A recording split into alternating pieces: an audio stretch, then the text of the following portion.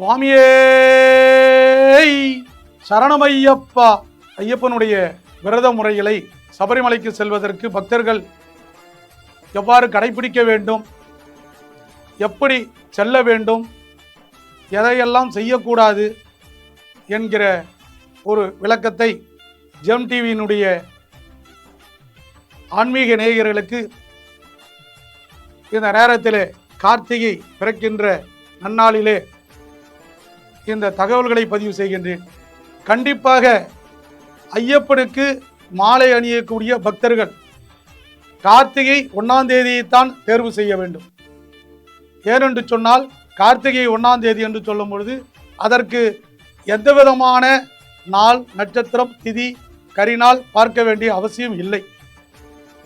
அதே போன்று அதற்கு அடுத்து மாலை அணிவதற்கு நாள் தேர்ந்தெடுக்க போது நாள் பார்த்து செய்யலாம். ஆனால் 41 நாள் விரதம் என்பது கார்த்திகை 1ஆம் தேதியிலிருந்து துவங்க வேண்டும். இதுதான் ஐயப்பனுடைய தத்துவம்.